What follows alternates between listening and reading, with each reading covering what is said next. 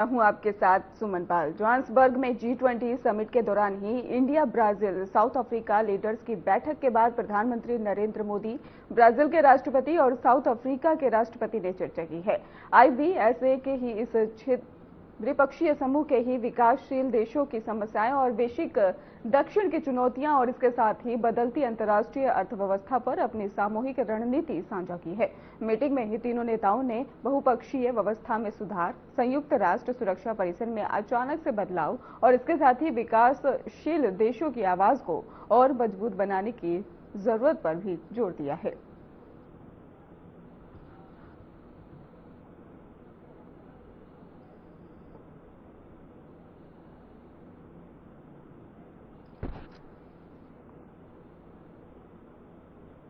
भारतीय इतिहास का वो स्वर्णिम क्षण जिसकी प्रतीक्षा करोड़ों भारतीयों ने सदियों तक की है और इसके साथ ही राम मंदिर के शिखर पर ही केसरिया धर्म ध्वज का दिव्य आरोहण 25 नवंबर को ही अभिजीत मुहूर्त में मंत्रोच्चार, शंख ध्वनि और पुष्प वर्षा के साथ होगा। आज हम आपको ले चलेंगे उस ऐतिहासिक यात्रा पर जहां पर ध्वज केवल कपड़ा नहीं बल्कि 500 वर्षों की आस्था, तपस्या, संघर्ष का प्रतीक बनकर इतिहास में लहराने जा रहा है। इसी को लेकर देखिए खास रिपोर्ट। इतिहास का वो स्वर्णिम क्षण जिसकी प्रतीक्षा करोड़ों भारतीयों ने सदियों तक की, राम मंदिर के शिखर पर केसरिया धर्म ध्वज का दिव्य आरोहण 25 नवंबर को अभिजीत मुहूर्त में मंत्रोच्चार, शंख ध्वनि और पुष्प वर्षा के साथ होगा। पीएम मोदी, राज्यपाल आनंदीबेन पटेल, मुख्यमंत्री योगी आदित्यनाथ और आरएसएस प्रमुख मोहन भागवत इस अद्वितीय, आध्यात्मिक और ऐतिहासिक क्षण के साक्षी बनेंगे। 7,500 विशेष अतिथि, 7,000 आमंत्रित श्रद्धालु और पूरी अयोध्या दिव्य उत्सव में डूबी हुई। आज हम आपको ले चलेंगे उस ऐतिहासिक यात्रा पर जहां ध्वज केवल कपड़ा नहीं बल्कि 500 साल की आस्था, तपस्या और संघर्ष का प्रतीक बनकर इतिहास में लहराने जा रहा है। 25 नवंबर की सुबह अयोध्या का वातावरण मानो किसी दिव्य उत्सव की घोषणा कर रहा है। हर गली, हर मार्ग, हर मोड़ पर भगवा रंग आस्था की लहर बनकर फैल चुका है। ट्रस्ट, प्रशासन, स्वयं सेवक और श्रद्धालु सभी मिलकर उस क्षण की तैयारी में लगे हैं जिसे सदियों तक याद रखा जाएगा। रामलला के महाप्राण प्रतिष्ठा कार्यक्रम की ये कड़ी, मंदिर निर्माण यात्रा का अंतिम चरण और वही क्षण जब धर्म ध्वज राम मंदिर के शिखर पर स्थापित होगा। अभिजीत मुहूर्त, वो कालखंड जिसे भारतीय ज्योतिष सबसे शुभ मानता है। इसी पवित्र मुहूर्त में केसरिया धर्म ध्वज को शिखर पर स्थापित किया जाएगा। जैसे ही ध्वज दंड पर धर्म ध्वज पर चढ़ेगा, ठीक 10 सेकंड तक शंख ध्वनि गूंजेगी, आकाश से होगी पुष्प वर्षा, वातावरण आध्यात्मिक ऊर्जा से भर जाएगा। ये ध्वज स्थापना केवल एक अनुष्ठान नहीं, ये घोषणा होगी कि राम मंदिर पूर्ण हो चुका है और अब ये आध्यात्मिक रूप से सक्रिय है। इस ऐतिहासिक पल के साक्षी बनेंगे पीएम मोदी, राज्यपाल आनंदीबेन पटेल, मुख्यमंत्री योगी आदित्यनाथ और आरएसएस प्रमुख मोहन भागवत। महासचिव चंपत राय ने बताया, इस आयोजन में 7,500 विशिष्ट अतिथि आमंत्रित किए। ट्रस्ट ने पहली बार आयोजन को इतनी वैज्ञानिक रूप से व्यवस्थित किया है कि हर जिले को एक अलग रंग कोड दिया गया है। विशेष सिटिंग व्यवस्था, सुरक्षा के उच्चतम स्तर और प्रवेश द्वारों पर डिजिटल स्थापन, सब कुछ ऐतिहासिक पल के सम्मान में किया गया है। धर्म ध्वज केवल कपड़ा नहीं, ये सनातन का प्रतीक है। रंग केसरिया जो त्याग, पराक्रम, भक्ति, तप और सत्य की विजन का रंग है। ध्वज पर अंकित 2 पवित्र प्रतीक, कोविदार वृक्ष, रघुवंश का राज चिन्ह, वाल्मीकि रामायण में वर्णित भरत के ध्वज पर भी यही प्रतीक था, और दूसरा ओम जो सृष्टि का मूल, हर मंत्र का सार और परम ध्वनि का प्रतिनिधि है। शिखर पर लहराता हुआ धर्म ध्वज केवल विजय का प्रतीक नहीं, ये राम राज्य की पुनर्स्थापना का संकेत है। राम मंदिर के ट्रस्ट के व्यवस्था प्रमुख गोपाल जी राव बताते हैं, ध्वज स्थापना के दौरान मंदिर परिसर आध्यात्मिक ऊर्जा से भर जाएगा। सैकड़ों संत, महंत, वैदिक आचार्य, शंख ध्वनि, वेदों के मंत्र और पुष्प वर्षा, पूरा अयोध्या धूप, गंध और भक्ति में नहाया हुआ दिखाई देगा। और फिर वो क्षण आता है जब मंदिर के शिखर पर ध्वज चढ़ने की प्रक्रिया आरंभ होती है। मंत्र गूंजते हैं, ऊपर से पुष्प वर्षा होती है और जैसे ही ध्वज दंड केसरिया धर्म ध्वज स्थापित होता है, अयोध्या का हर कोना, हर छत, हर घाट जय श्री राम के उद्घोष से भर उठता है। ठीक 10 सेकंड तक गूंजती शंख ध्वनि सदियों का इंतजार एक पल में पूरा कर देती है। अयोध्या का ये उत्सव केवल भारत तक सीमित नहीं रहा। America, Canada, Mauritius, UK, Nepal और दुनिया के अन्य देशों में बसे लाखों राम भक्त भी इस क्षण का हिस्सा बने। राम मंदिर का धर्म ध्वज पूरे विश्व में सनातन संस्कृति चेतना का केंद्र बनता जा रहा है। ध्वज स्थापना का ये दिवस आने वाले सदियों के लिए इतिहास का अमिट अध्याय बन चुका है। ये केवल मंदिर निर्माण का अंत नहीं, ये 500 वर्ष की प्रतीक्षा, संघर्ष और तपस्या का समापन है।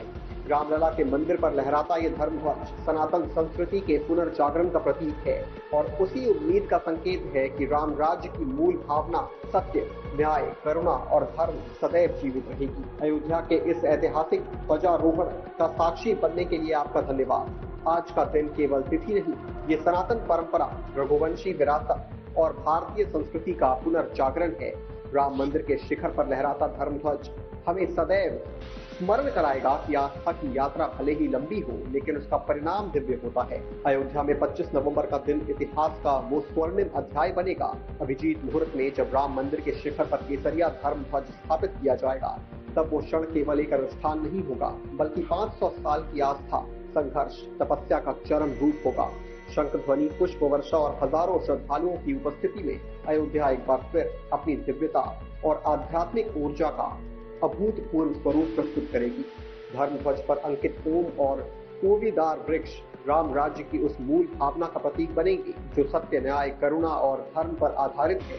और जब ये ध्वज शिखर पर लहराएगा, तब ये संदेश पूरे विश्व में जाएगा कि आस्था की यात्रा चाहे कितनी भी लंबी क्यों ना हो, उसका परिणाम हमेशा दिव्य और उज्जवल होता है।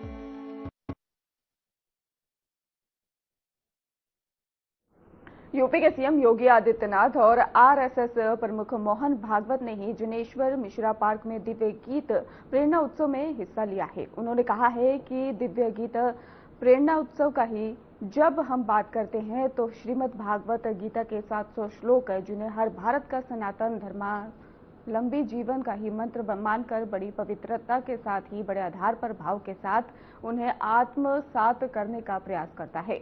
वो हम सबके सामने 18 अध्यायों की 700 श्लोकों की ही श्रीमद् भागवत गीता पर सनातन धर्मावलंबी के सामने ही आती हुई है और एक नई प्रेरणा देती हुई दिखाई देती है। श्रीमद् भागवत गीता धर्म की वास्तविक प्रेरणा है।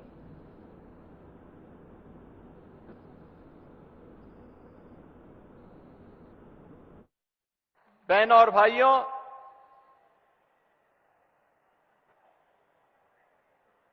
दिव्य गीता प्रेरणा महोत्सव की जब हम बात करते हैं तो श्रीमद् भगवत गीता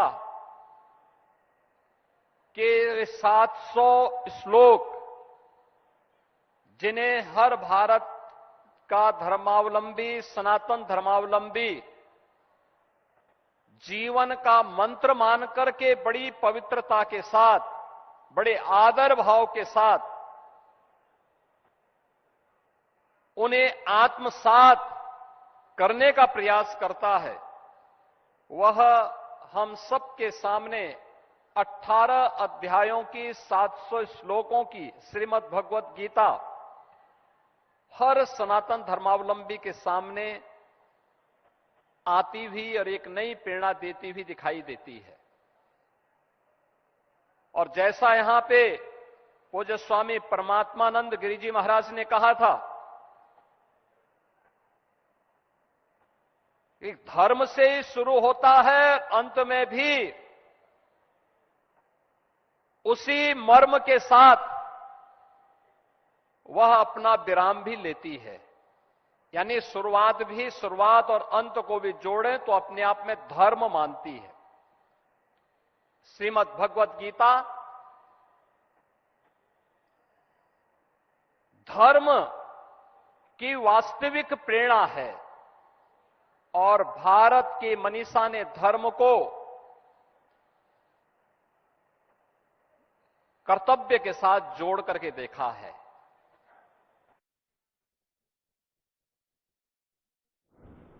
उत्तराखंड के सीएम पुष्कर सिंह धामी ने तीर्थराज पुष्कर में ही ऑल इंडिया उत्तराखंड धर्मशाला आश्रम की दूसरी मंजिल का उद्घाटन किया है और इस दौरान ही उन्होंने कहा है कि यह हमारा बहुत ही पवित्र स्थान है। मैं अपने आप को सौभाग्यशाली मानता हूं कि मुझे यहां आने का सौभाग्य प्राप्त हुआ है। इसके साथ ही उन्होंने ये भी कहा कि यहाँ पर ही धर्मशाला आश्रम का निर्माण हुआ है और ये सभी भक्तों के लिए बहुत ही बड़ा आश्रय का काम है और इसके साथ ही आज इसके दूसरी मंजिल का उद्घाटन हुआ है। मुझे इस कार्यक्रम में शामिल होने का मौका मिला है और मैं राजस्थान के मुख्यमंत्री भजन लाल शर्मा उनका भी बहुत धन्यवाद करता हूं। उनकी सरकार के द्वारा ही इसके लिए संपूर्ण सहयोग यहां पर प्रदान किया जा रहा है और सभी यहां पर सहयोगी का मैं धन्यवाद करता हूं। ये हमारा पवित्र और पुण्य स्थान है पुष्कर राज, और यहाँ पर आना सदैव पुष्कर राज की कृपा के बिना, उनके आशीर्वाद के बिना संभव नहीं होता है। मैं अपने को सौभाग्यशाली मानता हूँ कि मुझे इस भूमि में बार बार आने का सौभाग्य प्राप्त होता है, आशीर्वाद लेने का अवसर प्राप्त होता है। और यहाँ पर 1936 से यहाँ पर उत्तराखंड समाज के लोग काम करते हैं और उन्होंने यहाँ पर आश्रम धर्मशाला का निर्माण किया है। और ये आश्रम, ये धर्मशाला इस क्षेत्र में आने वाले सभी भक्तगणों के लिए, सभी श्रद्धालुओं के लिए एक बहुत बड़ा आशय का काम करती है। और जिनके पास बहुत साधन नहीं होते उनकी भी सहायता होती है। तो आज उसके भवन के द्वितीय तल का यहाँ पर लोकार्पण हुआ है। उस कार्यक्रम में मुझे भी सम्मिलित होने का अवसर प्राप्त हुआ है। मैं राजस्थान के मुख्यमंत्री आदरणीय भजन लाल जी का भी बहुत धन्यवाद करता हूँ कि उनकी सरकार के द्वारा इसके लिए संपूर्ण सहयोग यहाँ पर प्रदान किया जा रहा है। और उत्तराखंड के समाज के लोग अपने आप को यहाँ पर हर दृष्टि से किसी प्रकार का उनके अंदर कोई संशय नहीं, हर दृष्टि से सुखी हैं, अच्छा काम कर रहे हैं। सरकार भी यहाँ का सहयोग कर रही है। कैबिनेट मंत्री सुरेश रावत जी भी यहाँ पर हैं, ओमकार सिंह जी भी हैं, सभी हमारे सहयोगी लोग हैं। मैं सबका, इनका भी धन्यवाद करता हूँ। और मुझे पूरा भरोसा है कि जिस प्रकार से आज तक ये संस्था यहाँ पर लोगों के हितों के लिए काम कर रही है, भविष्य में भी उसी प्रकार करती रहेगी। मेरा सभी को शुभकामनाएं।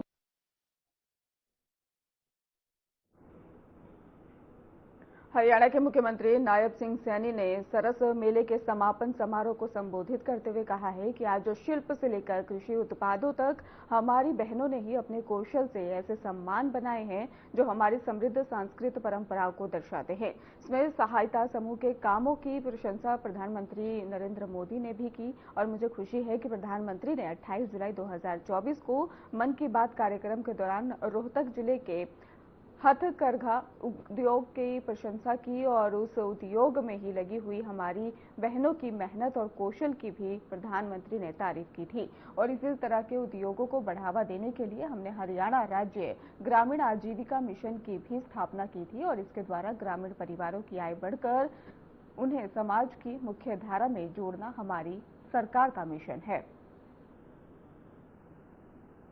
आदरणीय बहनों, हस्तशिल्प से लेकर कृषि उत्पादों तक हमारी बहनों ने अपने हुनर से ऐसे सामान बनाए हैं जो हमारी समृद्ध सांस्कृतिक परंपराओं का ये दर्शाते हैं। मुझे इसलिए बड़ी खुशी है।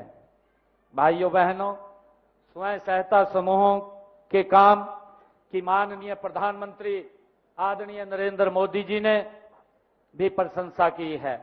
मुझे खुशी है कि आदरणीय प्रधानमंत्री जी ने 28 जुलाई 2024 को मन की बात के कार्यक्रम में रोहतक जिले के हथकरघा उद्योग की उन्होंने प्रशंसा की थी, उसका जिक्र किया था।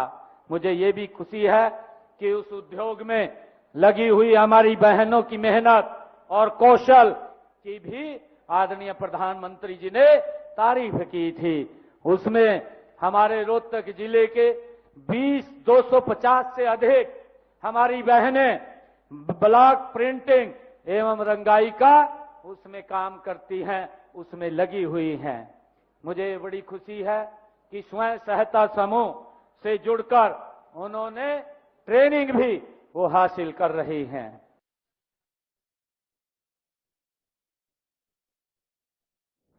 बुलेटिन में रुकेंगे एक छोटे से ब्रेक के लिए।